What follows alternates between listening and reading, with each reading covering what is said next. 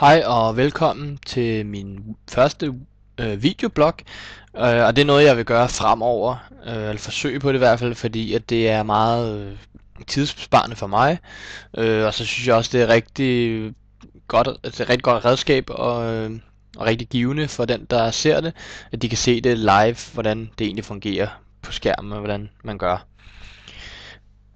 Ofte så er mine blogs, de vil handle om selve BIM-byens hjemmeside og sådan lidt mere nørdeteknik, hvis man kan kalde det, og så være så vidt muligt også komme ind på noget BIM en gang imellem. I må også bære over med, at det her det er den første videoblog, og man sidder jo samtidig og snakker imens, eller det gør jeg i hvert fald, sidder og snakker imens, at jeg går igennem den her blog, eller måske guide. Og kort fortalt, så vil jeg i den her videoblog vise, hvordan man kan oprette et blogindlæg i det her tilfælde Word 2010 beta-udgaven.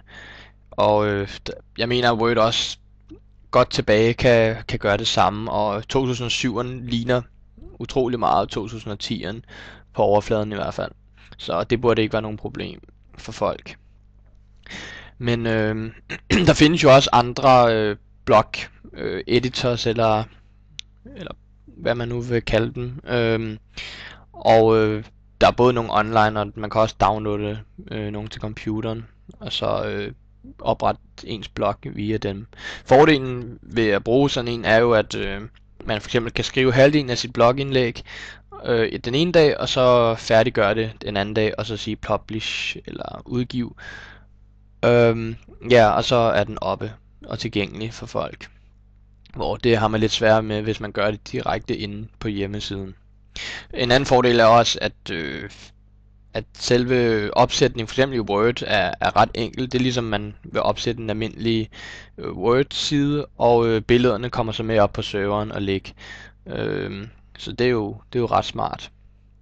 Men jeg vil starte med at åbne Word 2010, og den ser sådan her ud, og sådan åbner de fleste Words jo op her en blank side. Og så går jeg op i File og New og Blog Post. Ja, som I kan se, så er 2010 den er på engelsk, og det håber jeg folk kan bære over med, men sådan er det jo. Efter jeg har sagt det her, så spørger den, om jeg vil registrere en blogkonto, og det er noget, den spørger om, hvis det er første gang, man bruger Word til det, og det vil vi gerne. Så er der en liste her over blogudbyder. Der er nogle faste nogen, og så er der den, der hedder Other, og da BIM-byen underligt nok ikke står på listen, så vælger vi Other og siger næste.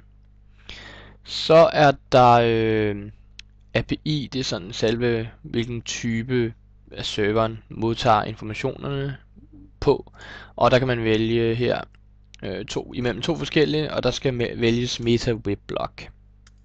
I URLen eller adressen, som bloggen skal sendes til, er selvfølgelig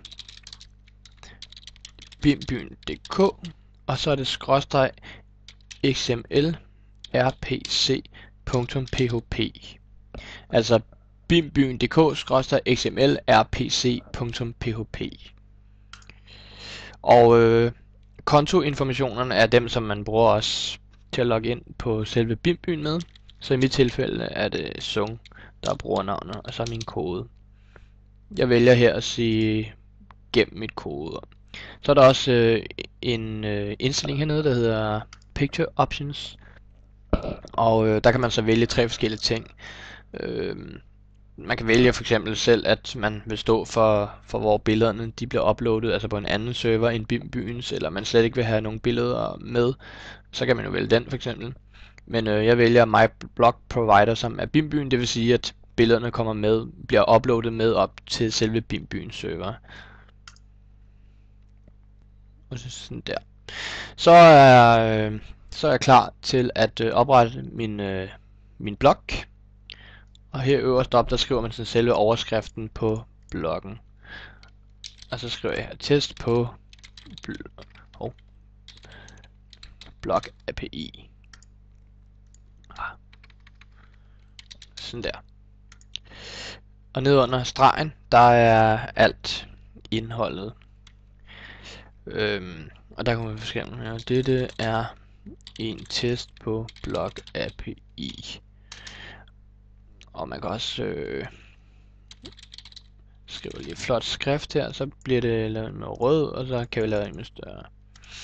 Man skal huske på ikke bare vælge hvilken som helst skrifttype, fordi at vælger man nogle helt vilde nogen, altså, så kan det være lige meget, fordi at serveren har kun begrænsede skrifttyper, fonts installeret, og derfor så kan du kun bruge nogle af de standarder, og det er jo sådan noget som Arial og Verdana eller hvad de nu hedder, ikke? Sådan der, og så kan vi også indsætte et insert her, hvis vi gerne vil indsætte et billede for eksempel. Så kan vi tage sådan en koala her, der er lidt stor. Så kan vi lige skalere ham lidt ned her. Og så skriver vi, hej Mr.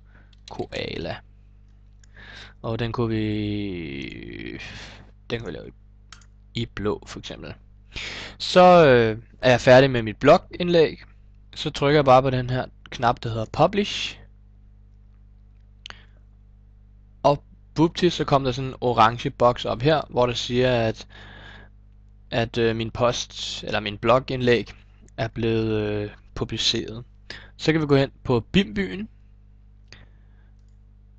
Jeg vil trykke blogs. Og med sanden under min blog er der kommet en frem her. Så jeg vil trykke og se. Og den ligner jo ret meget den vi lige lavede i Word. Og overskriften test på Blog API og flot skrift, og billedet er med op og det hele i det rigtige størrelse. Så det kunne ikke være bedre jo. Man skal lige huske med billedet, nu når jeg er ved det, at man skal selvfølgelig huske, at bredden ikke kan være større end det her, som på hjemmesiden nu tillader. Men det ser jo godt ud. Så kan vi jo lige redigere for eksempel. Vi vil godt skrive noget nyt. Så skriver jeg herinde på Word, så skriver jeg, det er en tilføjelse, så trykker man bare Publish igen. Og bum. Så skulle den vist være der, hvis jeg lige opdaterer her. Så står der tilføjelse hernede. Det er jo smart.